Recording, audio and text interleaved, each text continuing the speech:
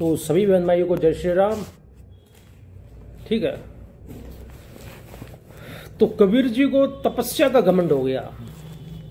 ठीक है, ये कबीर जी अपने ग्रंथ में कह रहे हैं। शब्द 108 है, साखी 1। अब हम बहली बोहरी जल मीना, पूर्व जन्म तप का मद कीना।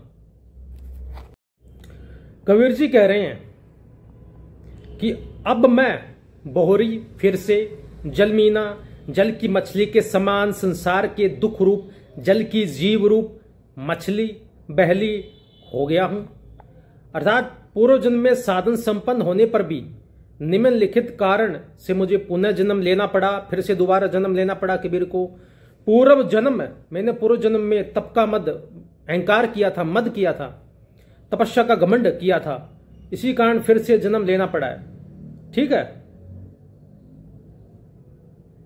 कबीर जी कह रहे हैं मैं अभी पुनः जल से बाहर निकली मछली के सदृश हो गया हूं, तड़प रहा हूं भगवान के दर्शन के लिए।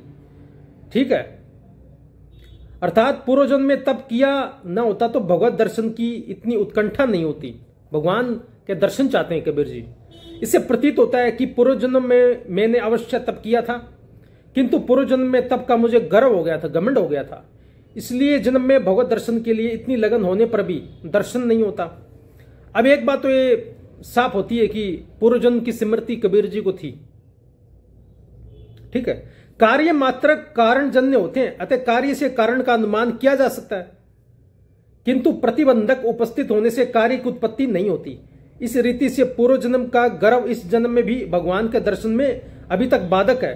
तो इस जन्म में भी कबीर जी कह रहे हैं मेरे अंदर घमंड है, और दर्शन की लालसा रूप कार्य भूतकालिक तपश्चरण रूप कारण का अनुमान किया जाता है, अथवा भगवत कृपा से भगवत को पूर्व जन्म की स्मृति होती है। भगवान की कृपा से कबीर जी को पूर्व जन्म की याद थी।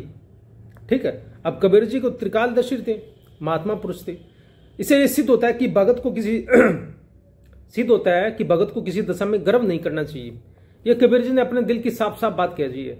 ठीक है, कबीर जी ने ये देखिए शब्द 108 है, पहली साखी देखिए। अब हम बहली बोहरी जल मीना, पूर्व जन्म तप का मद कीना। ठीक है, पूर्व जन्म तप का मद कीना। पूर्व जन्म में बड़ा अहंकार हो, घमंड हो गया मेरे को। ठीक है,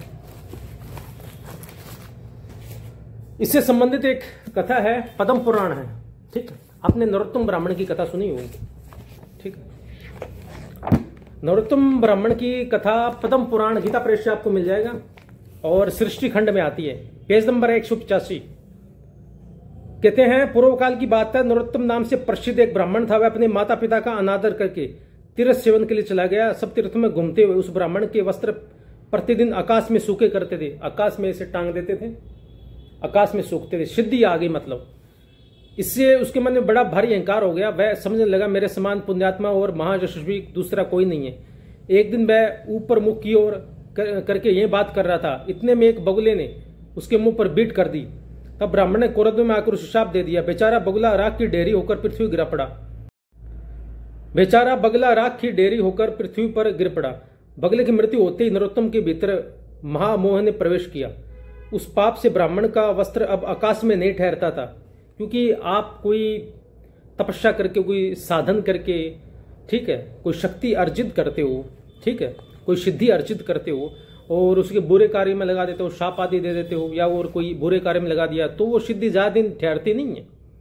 यह जानकर उसे बड़ा खेद हुआ। ठीक है, और ये लंबी कहानी आप पढ़ लेना। ठीक है, नरोत्तम ब्राह्मण की। ठीक है, और इनके घमंड का निवारण भगवान विष्णु ने किया है। तो कबीर जी इस माध्यम से हमें क्या कहना चाहते हैं? कबीर जी कहना चाहते हैं, एक तो कबीर जी साफ दिल के संत है। ठीक है, संतों में ये साफ एक खास होती है कि वो अपने हृदय की बात बता देते हैं, यहाँ भी मेरे घमंड हुआ है, मैंने किया है। और हम जो है घमंड छुपाते हैं। अंदर तो घमंड है, बार बोलते हैं अरे घमंड क्या करना, घमंड क्या करना, अंदर तो घमंड ही छुपा होता है। तो कबीर जी सीधे साधे संत थे और बड़े सिद्ध त्रिकालदर्शी महात्मा थे। तो इस कथा से हमें शिक्षा ये मिलती है कि हमें किसी दशा में गर्व नहीं करना चाहिए। भक्त को